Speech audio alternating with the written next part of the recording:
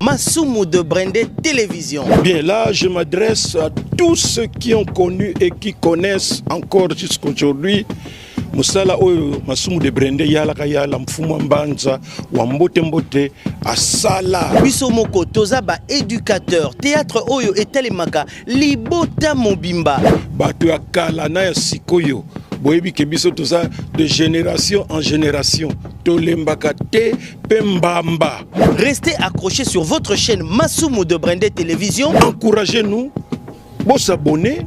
Na MD Télévision, Masumu de Brendé Télévision officielle. Alors yo mutuna no s'abonner na kati ya MD Télévision, il est temps pour toi pour que tu t'abonnes le plus vite que possible. Abonne-toi et fais abonner aussi les membres de ta famille. Et que pesa biso aussi sunguya pour que tu continues à servir bino na ba domaine et belé.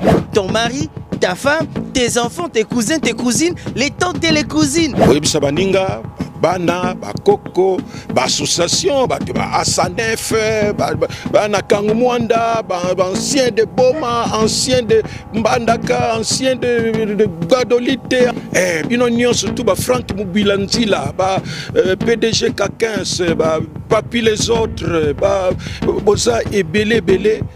Bola Kisake, nous sommes ensemble. Pour nous la Kisango, Bozalande abonné. Bozana biloko ya kitoko bokolanda. Dans Afrique Mobimba, toyebi que Bolanda Kabiso. Théâtre Plus de Masumu de Brendé, la meilleure troupe de la RDC. Tout ce qui est scandale, tout ce qui est mensonge, et pas Nabiso Zate. Ne ratez pas des bonnes choses sur MD Télévision, notre chaîne. Biso tozawana pona ko défendre pe mboka na biso, image ya mboka na biso. Si vous avez des idées, des suggestions, n'hésitez pas de nous écrire sur WhatsApp au numéro qui est affiché au bas de vos écrans. Topesi, merci na ba téléspectateurs na biso nyonso et surtout mbote na musika na bana nyonso ya Kangu Mwanda. Ah oui, chaîne na bino yangoyo. Ti na suka na biso to continuer kaka ko sala pona bino.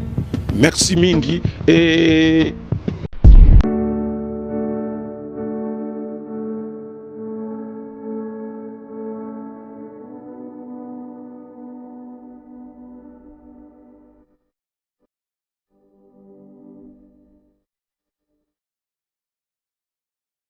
mbala moko ti pa grand frère lola nazo ke ndoko yebisa ke soki ede na kufi liwa ede loba na yo lola za likonza famille il faut mwana na bala ngafuna lia mbongo la ta super nde batata mwasi nyoso balataka omoni ke ya yesu ko bata bazo lanza bana kwa mabata problème ezate pona yeba nana lia mbongo na famille nana lia mbongo na famille tika na vala natika yo malamu tika pena ma tuloke na ko osakana ngate osakana ngate moni nzawe moni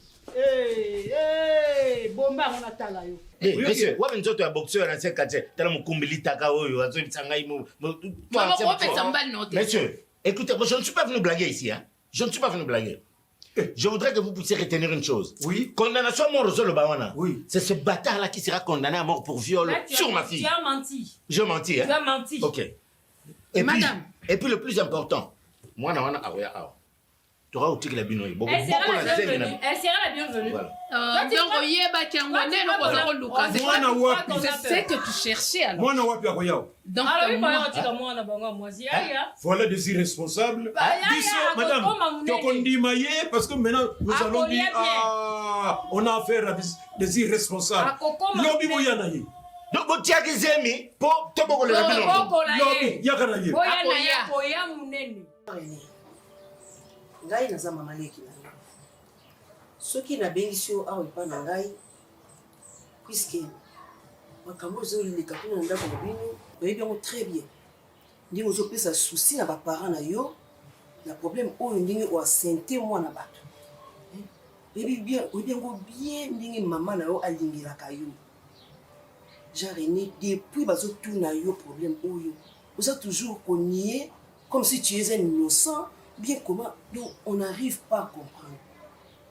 Comme aux obanga maman n'a pas de vérité, on a nazali maman leki na yo. Yebi sangai, quand tu sois là, bien, tout ça bien, tant que maman na moi. Essaie un peu de me dire la vérité, pardon. Maman leki. Et puis que finalement, na zoé batena lo bandenge nini pour que vous comprendre ngai. Moi si wana o bazu soupçonner ngai que il paraîtra za na zemi nanga. Yé na makambo classe aza faible. Nga na za ko aider kutu ne pour comprendre ba cours mususu. Oka moi lelo so bato akomi ko suspecter ngai que il paraîtra za na zemi nanga na lo ba vérité. Soki na yeba ki vérité mo quelconque. Na ko kai ko lo bango tata mo si problème ngo zalate likambo ngo si la pemba la moko. Mais bino bozo ko insister na vérité mo na loba o nga na yebi mutu na makolote. Nga na mona motion ezaka ki collègue ya université et tout. Ce n'est que ça, nazo batena fabriquer vérité mo quelconque na yebisa bino. Tout ça la ndenge nini vraiment désolation na nga yango wana vraiment. Mutazo ndima ngai te, na nyoso nazo loba. Bino boza mikolo. Soki bino mikolo bozo loba que ye Eden wana azana zemi. OK, nakoko ndima ke Eden azana zemi. Mais ce que Eden azana zemi maleki zemi wana. Eko zala ngai te. Eko zala zemi na ngai te ngai na Eden to koma tina ba niveau ya makambo koma na bazemi wana te to zapi mo sida mobilité. Comment ko kolenga zemi oyo? Et ça te ngai te. Pourquoi ko zaka mutema makasi boye? Hein? Tala. Et le ben ngo nique le beau ouais. Il y a pas de fumée sans feu hein. Maman Leki. JR. En tout cas les kambozo loba ya fumée sans feu oyo. Je n'en disconviens pas, il n'y a pas de fumée sans feu. Wana nanzimi. Soki moyen zali Maman Leki to kele l'hôpital. Ba meka ko sala test ba soki zemi za ngai soki pa za na zemi na yebi mukolo na ngote na yebi mutuna makolo likamona te. Tant on a proposé likambato ke l'hôpital ba loba oh papa na bango bela attention soki to ke l'hôpital pour na ba confirmer que moi na za na zemi ako piquer crise makamona ni se telinga na li to ke l'hôpital pour to yeba. Ne penza ngai like na yebi ba parents na yo. La sévérité au bazar nango ba ko boya vraiment to ke l'hôpital. C'est là ngai na oncologie de la mapa. Maman Leki na oui ti kuta olia ta moi par. Il y a kaka chez moi. Po bozo même sanga kuruze ya likambo na yebi tatina te. Okozo ngape na nzala te. C'est là la zoologie.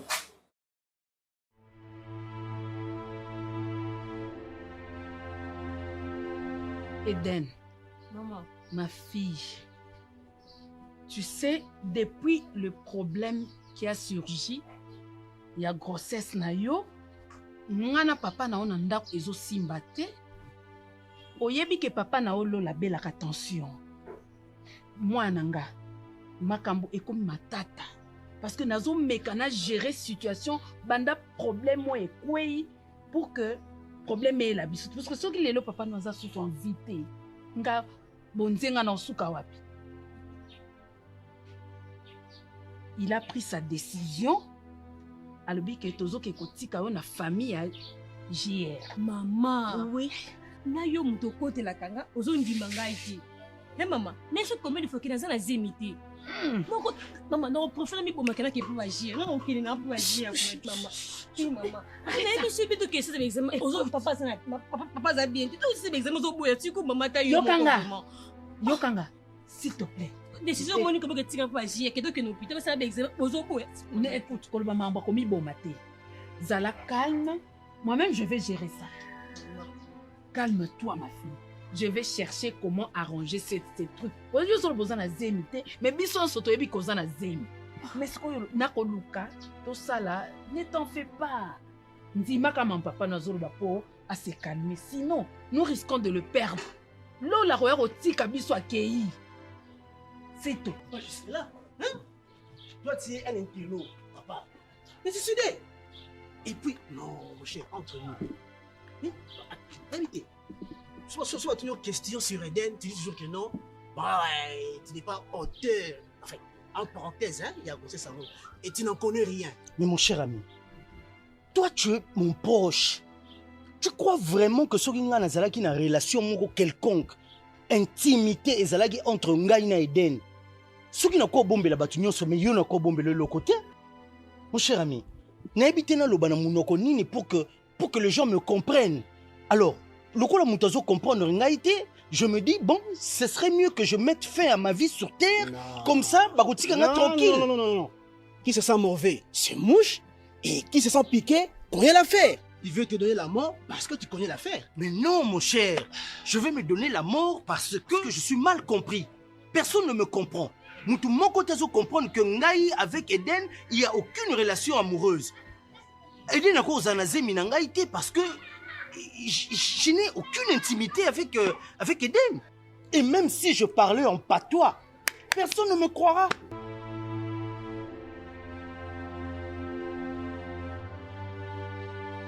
Papa et maman, je vous aime beaucoup, vous le savez bien. Pardonnez-moi pour tout ce que je risque de faire. Personne ne me croit. Je ne supporte plus d'être accusée à tort. Je suis votre enfant. Vous êtes mes parents. Je serai obligée de vous quitter. Parce que vous ne me faites pas confiance. Je ne suis pas enceinte. Ah Seigneur, pourquoi pas besoin de mangaïté? Nous sommes ça les akar ma bé papa. Nous sommes besoin de mangaïté. Normalement ndenge azalaka wana résistance esila akokaki kokufa pona sango wana. Mais contre toute attente à résister na nouvelle ango. Alors maintenant balobi botika lokola amiyebeli et que a résister donc ayebika ke mwana za na zemi botika pour ceux qui boke ko salisa avec examen et que ba confirmer kokufa na ye ya sir wana. Donc totika ka ayebike mwana za na zemi bon on va chercher une solution pour na makamususu mais bon lukate pour que nous salisa examen. Est-ce que aussi mon est vraiment jamais parce que tout ce qui ne peut on peut confirmer biso zali sikoyo hôpital ndenge mazalingila mwana na ye je pense que akoka ko défendre l'intérêt mwana na ye parce qu'elle ne peut pas aussi accepter facilement comme ça que mwana na ye en grosse jamais.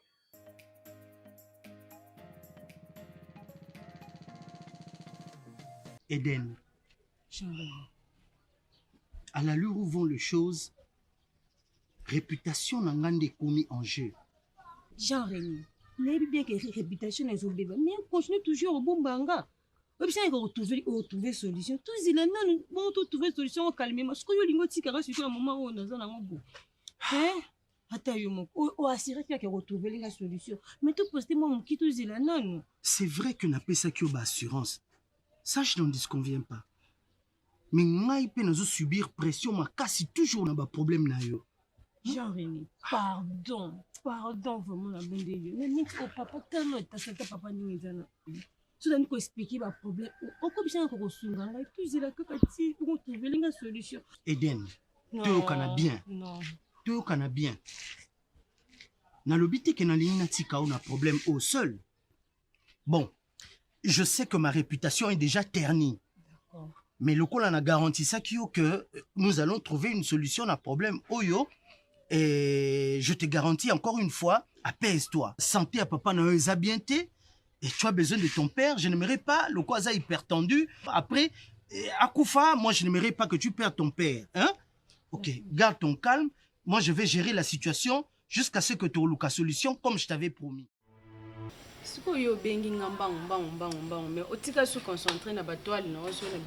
Non, vraiment Lopez, son abengio, c'est parce que na moni unité zate na kati na biso. Alors que nous tous abisso nyonso en académie de beaux-arts, promotion na biso photos à la bomoko. Makambu camarade na yo andi azo sala pour véhiculer ba sangwa mabe na kombo nanga. Moi je ne comprends pas. Yo yebi très bien ba relation nga na zala na ngona Eden. Ndenge na assistaka ye na ba makambu belé na ba télé na ba makambu sus. Et même la famille Beden ba koki ko s'imaginer que non ngai na koki ko zala je sais pas copain ya Eden. Ça n'a jamais été. Mais Andy se permet il y a panzanga basango partout vraiment n'habitez unité en autoloba qui faut tous en abo moko na académie de beaux-arts c'est que vous ne tenez pas compte en fait nyon sozo loba neza te loko moko asikate onga na yebité unité d'accord est-ce que maintenant ça va la mte mamoko tu peux tant que yo yebi que ça vérité té biso nyon son team na biso to yebi que non académie de beaux-arts problématique eza andi oyebito oyebi ngono okoza la souci ti wa peta yo moko hein. Mais non, parce qu'elle s'est permise, il y a aucun tina et pas bah parents, il y a Eden. Kokin de l'obana bango makambo siko awa. Bah résultat bimi médecin lobby que Eden a zemité et que elle est encore vierge. Dites-moi maintenant. Et d'ailleurs, on a informé que non, tozala qui n'a andi. Mais façon à comme qu'on regretter bah acte nyon sauté que se proposer aux anaïdeta.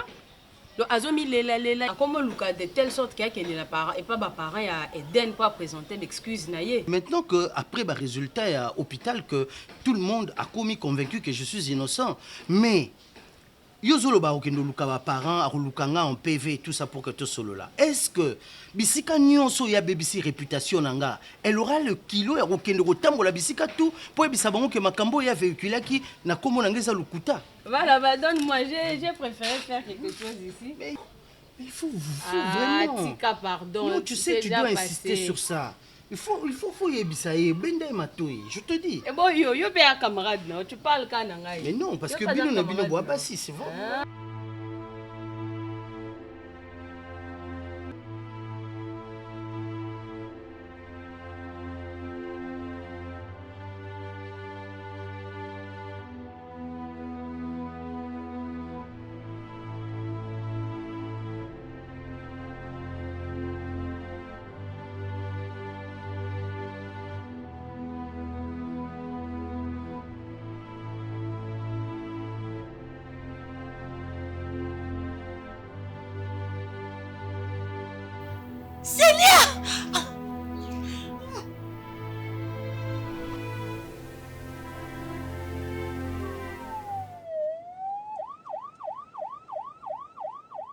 Qu'est-ce qui se passe?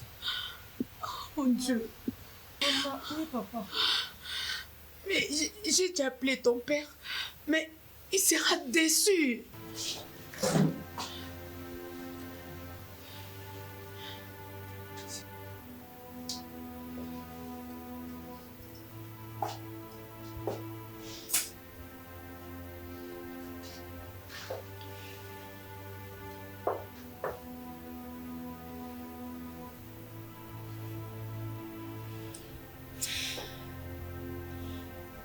Eden, Papa. tu me déçois, ma fille. Bon, écoute. Je ne veux plus que tu joues à ce petit jeu-là dont tu as l'habitude de jouer. Cette fois-ci, je veux la vérité, rien que la vérité. Dis-moi la vérité.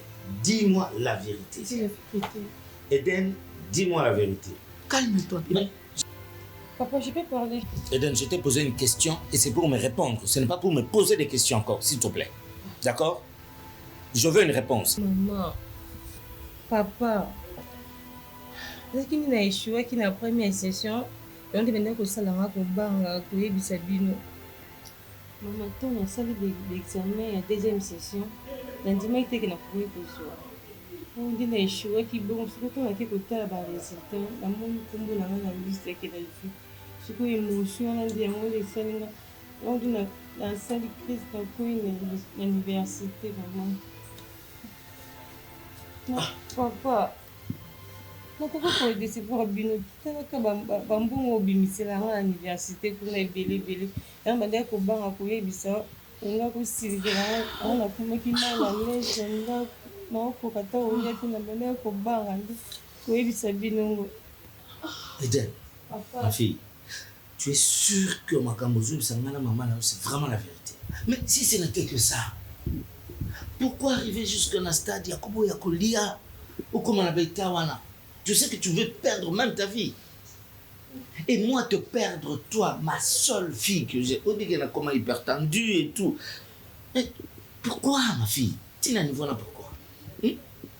C'est vrai que les examens, on peut toujours le refaire et puis au caca. Hein? Ah Charlie, tu vois? Moi on a quoi qu'on ça va tout.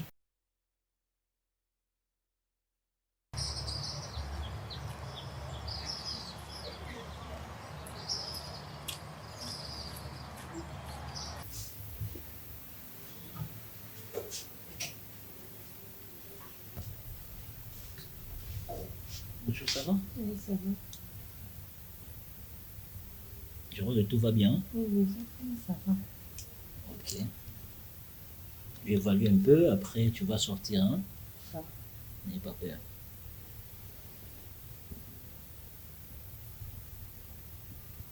Je crois que papa et maman sont en train d'arranger quelque chose là. Je dois déjà rentrer à la maison. D'accord, merci. Ok. Olia Pimala, moi? Ok, faut le l'autre.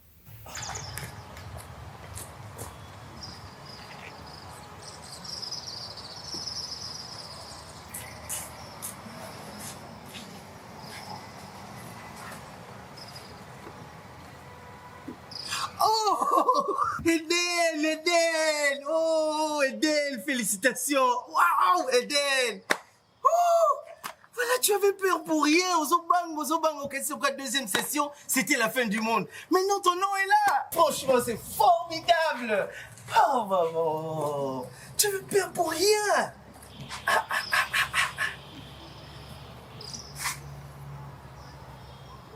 Allô, Eden? Oui, allô, J.R. Yum Tobando Obanga. Ozo cancel quoi, Sogoza à journée totale, deuxième session, au Coca s'en sortir. Voilà que notre total a combo dans la liste, comme on est bimi. Hein? Je t'appelais depuis longtemps, ton téléphone ne passait pas non plus. Ozana no wapi, Wapi, dis-moi, tu es où? À l'hôpital? Mais tu fais quoi à l'hôpital? Tu on est dans l'hôtel à résultat de l'université. Parce que tout le monde se combo langa di na zwa kindi selinga se combo vertige monde na ko ya kindi ba belinga na hôpital A. Tu es dans quel hôpital? TVC médical. Oh, mais je connais TVC médical, Angiringi, sur Kenge, je connais très bien. Chez mon tonton, le docteur Tatete et sa femme, maman Violette, je connais très bien là-bas. Tu veux bien déjà? Tu dis, tu sors déjà de l'hôpital? Ah, donc c'était pas grave. Mais tu dois être joyeuse. Putain, mais tu as réussi. Tu avais peur pour rien. Alors, à plus tard. Je te capture ça.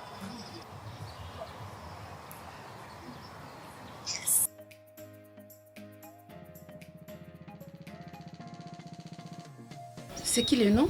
C'est Fanny Lopez, maman. Oui, je fréquente avec Eden. Je suis avec elle à l'Académie des Beaux-Arts, ainsi que JR et Andy. Oh, ok. Qu'est-ce que je peux faire pour toi, ma fille? C'est concernant la situation d'Eden,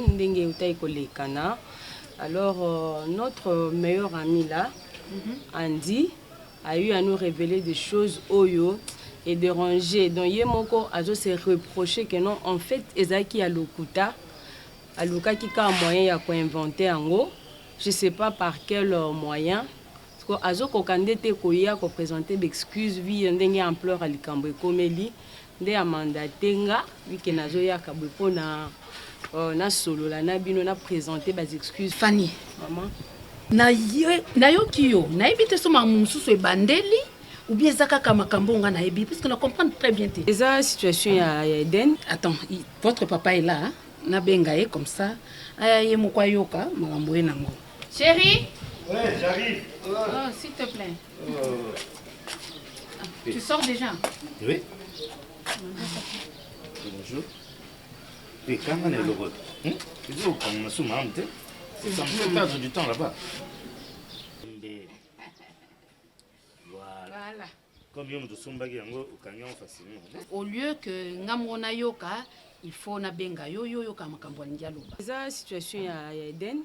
Donc ndenge Andy a pensé qui est sango que non on azaki na zemi et je dérangeais tellement parce que ça a été approuvé par les médecins que nous ezaki a soloté parce que ils ont dérangé d'une manière que ndai ko senganga aide na ko sengela ebodi mbisi biso pe na team na biso to lobela ki déjà na ba germe sonyonso to lobela ki to reprocher pourquoi ko panza mninga sango te memele ba problème na famille. Votre ami là c'est qui? Comment ça s'appelle? Andy. Makambo Yasaraki pour elle, elle a trouvé ça normal. Détruire la réputation d'une amie gratuitement comme ça, pour rien. Est-ce que c'est normal? Ngai loko la moboti Eden. Vous pensez vraiment que Nazala qui n'est sengo na makambo na? Hein? Ma fille. Boye barakope sana toli. Tango bozo tambola. Eza makambo ozomona ngo eza mukie facile kolobango na monoko boye balobaka allumette moko ekoko tumba zamba mobimba liloba muke ekoki kozala très fatal pour la vie à moto parce que moi c'est musupa ko ke ko déprimer na kobanga sali makambo elongo banité elle perd la vie ou bien moboti boye na se akanda na réagir mabe na ko beta pe mwana ou bien na sali mabe et puis mwana ki. Et ensuite, pourquoi vous voyez, c'est le côté quand même. Donc, ce n'est pas très bien. Il faut être conséquent dans la vie. Donc, voilà. Chérie, tu t'en occupes. Moi, je sors. On a que nous coûtons à Batouana. Il risque de m'appeler. On a déjà en retard. À 10 minutes. Bonne journée. D'accord, ok. Papa, moi, je voulais seulement vous dire merci. En tout cas, ce que tu souviens, merci vraiment, Tony ici. On va prendre acte. Vous bendaï matouille, d'accord? Merci. Ok. Bana mikolo bayo kakate. C'est ça tout justement parce que tant que Bino Boyaki a menacé Bisso, c'était pour nous dire que Bino Boyaki a une relation et que Bisso, tout ça. Ça nous dit bon. C'est bâtard. Moi, je suis un bâtard parce que tu as éduqué. Vous avez raconté beaucoup d'histoires. Et maintenant, vous venez presque la queue entre les pattes. On ne sait pas si c'est pour venir encore nous menacer. Nous insulter. Nous insulter.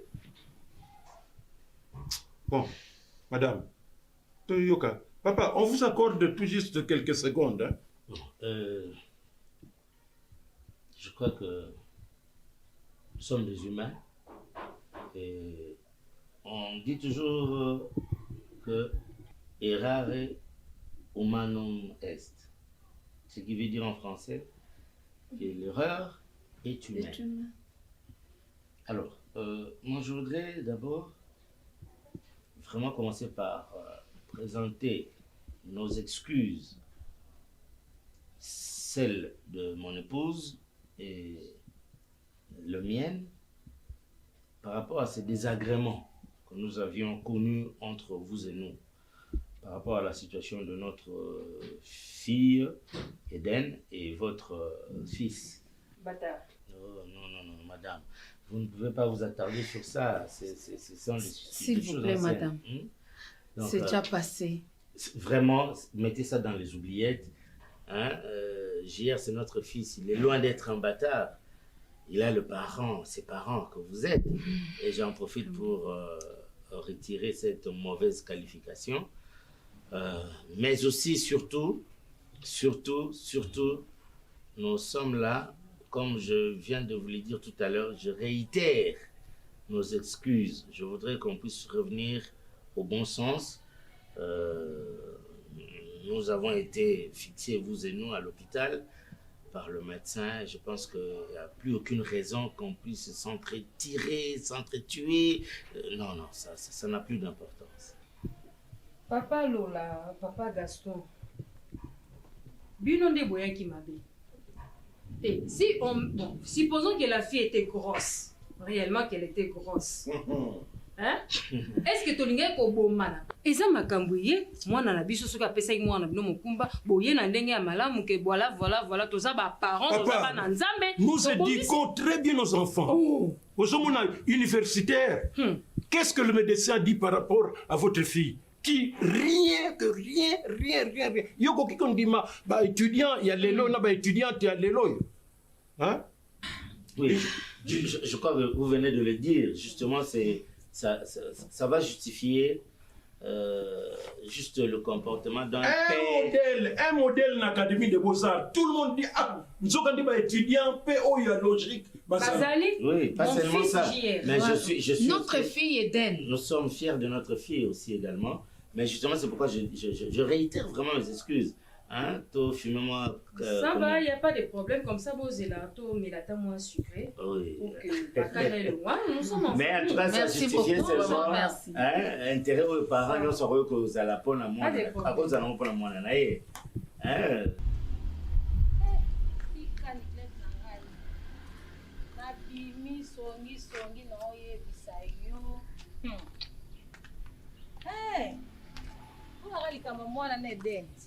La bête est là, le soleil. Eden a mon pire sœur nangai wana atanga na académie des beaux-arts na petite sœur nangai. Maman.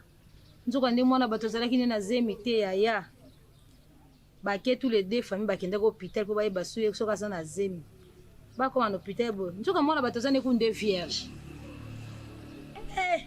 Ya tiko seka. Yo to seka ngasko na ka soni. Oyebi nini? Mwana wana académie de Beaux-Arts comme vedette te.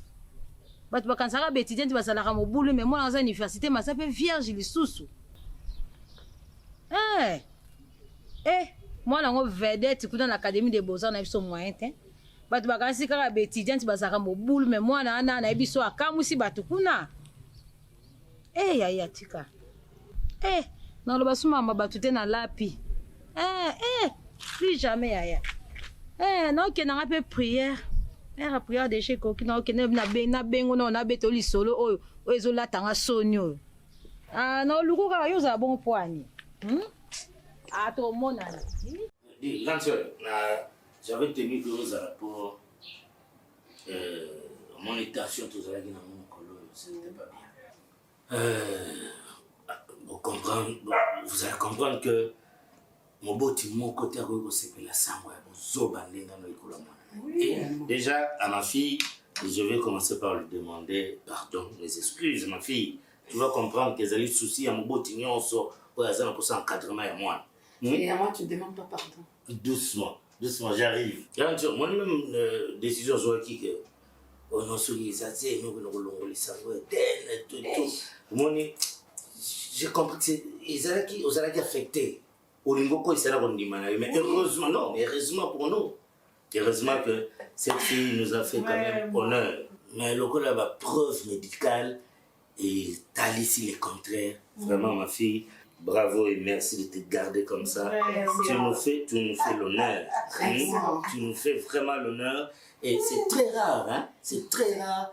Parce que au moment étudiantes, hein, surtout les filles étudiantes, on a l'impression que ce sont des filles légères. On va tenir comme bois caca na maboga ba professeur, il y a comment? Ba encadreur na bango, on a voulu ba point. Et pas seulement bah, point, mais aussi de l'argent chez les non-professeurs. Vous comprenez? Mais dans toute règle, il y a toujours une exception. Et l'exception, c'est notre fille. Ah, vraiment. Et dans tout ça, j'allais aussi te remercier, chérie. Hein? On a encadrement malin au salut, quoi. Tu vois, une grande fille comme ça, universitaire, mais encore vierge.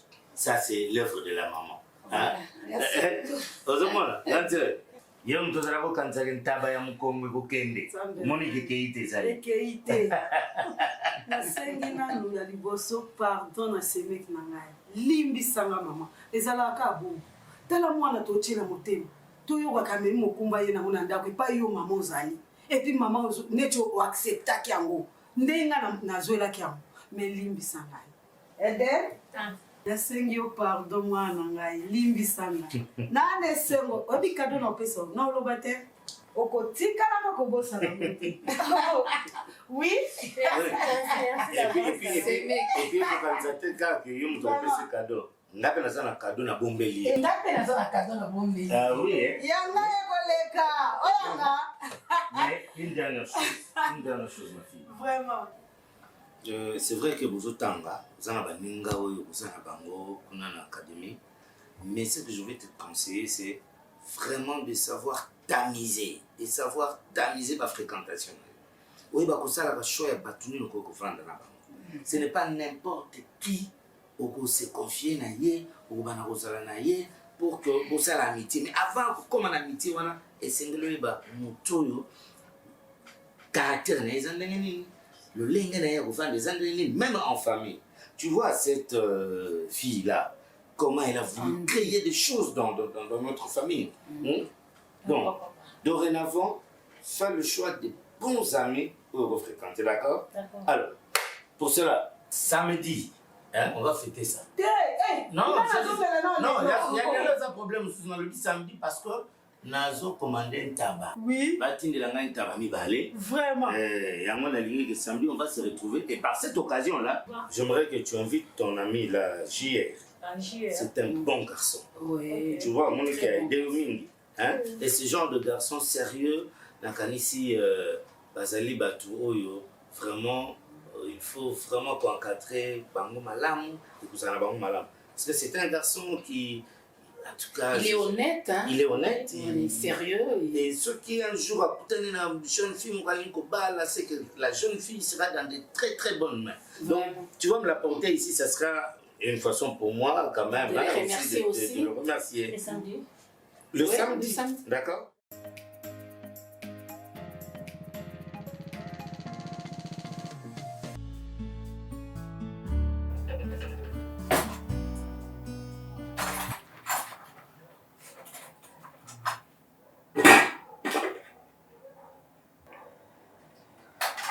Non. Il y a une dame qui est là-bas au salon. Elle a besoin de toi. Quelle dame? Elle n'a pas donné son nom. Non, je sais pas, mais peut-être le problème de Jean-René. Qu'est-ce que Jean-René a encore fait? Qu'est-ce que la maman l'a dit? Elle a dit, J'ai elle est besoin qui? de toi. Elle est qui? C'est sa tante, il paraît. La tante de qui? Maman, elle a dit qu'elle est la tante des Eden. Eden? Ah, la fameuse Eden là? Oui, c'est sa tante maintenant qui est. Mais qu'est-ce qu'elle est venue faire? Elle a juste besoin de te voir, je sais pas pourquoi. Mais là, on comprend le bateau. Non, ma maman, parce que si on monte. Elle est où? Elle est juste au salon. J'arrive. Attends, mais pas ça, hein? Bonjour, madame. Oui, bonjour, madame. Yo, ce qui n'a pas tata, moi aussi. Tata, moi, c'est Eden. Qu'est-ce qu'il y a encore? naye nde koseexcuse na nyonso eleka en tout cas bolimbisa biso mpo ata nga moko mpe nde naza boye ntango nayokaka yango makambo ya mwana kaza na zemi esalaka biso mpasi mpe tozalaki desi me lokola eza nango bongo te mwana mpe aza na ye moseka epuis bana mpe bango mibale balingi na bango classe mwana mpe oyo ya bino asali ne makambo yango te namoni ke eza malamu mingi to encadre bango bazala bien lobilobi mpe nde mosusu mpe kosalama nango ke babalani na bango c'est bien parce que bango mibale bazotanga makambo tokandiselaki bango eza nango bongo te vraiment tous les deux familles to soutenir bana. Madame. Ok. Mais il y a Koloba que oye ko s'excuser pour que un jour peut-être un zamba ça la grâce que bana na biso babalana. Oui, madame. Je sais pas, comme tu viens de citer les noms de Dieu, et Dieu sait faire les choses. Là, peut-être on pourra voir avec le temps. Parce que nos enfants ont été déçus. Oui, oui. Par nous parents. Tokaniseli bana na biso makambo bango bazalaki nango pe te o basalaki te. La preuve en est que moi na bino nzana o mosika. Oui. Vous voyez, vous savez pas ndengo tsholo ba bozana souci à moi na bino. Ngai pe ndenge moni ngawa. Maman, c'est maman Soleil. Voilà, maman Soleil. Oui. Omoni mwana nanga wana JR. O bino bolobaki enfant bâtard. C'est mon fils que nayebi te eloko nini ekoki kosalaki oyo bayebisanga mpona mwana na ngai ke ezala ndenge bato baokanisa. J'ai deux enfants. Il y a JR, l'aîné, et celle qui est venue m'avertir que tu étais là. Elle s'appelle Angélique. C'est la deuxième. Mais parmi les deux, tes parents ne peuvent pas choisir les enfants. Mais ndenge nazo beaucoup là-bas nanga, ndenge nazo tangisa bango, ndenge nazo pesa bango éducation. Moi, dans la JR, je n'ai pas beaucoup à travailler. Donc, après ça, on a papa. Même la classe. Pour ce que tu viens de dire ou de proposer que oui, on est en et puis l'avenir nous dira quoi. Mais ce qui est important maintenant, c'est de sa chance oui. Parce que c'est l'espoir de demain. Oui. Comme ça, on va dépendre de ceux qui nous, on ne peut pas vraiment choisir vraiment ceux qui vont faire pas. Bon, c'est une bonne chance parce que moi, nous avons une peur aujourd'hui. Moi, nous avons seka. Là, on verra. Merci beaucoup. Okay.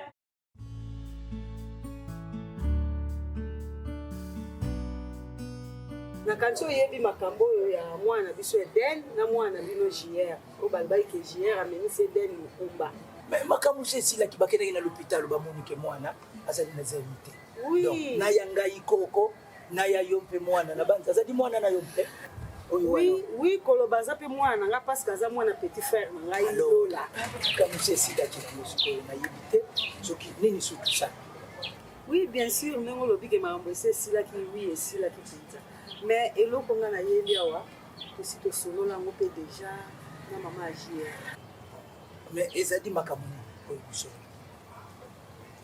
bon eza kaka makambo ke makambo biso tobanda kokanisa mpona bana na biso entre JR na Eden oyo ke JR amemisi Eden mokumba Eden aza mpe na mokumba or ezalaki nango bongo te lokola ezalaki nango bongo te papa mpo na ngai namoni ke bana na biso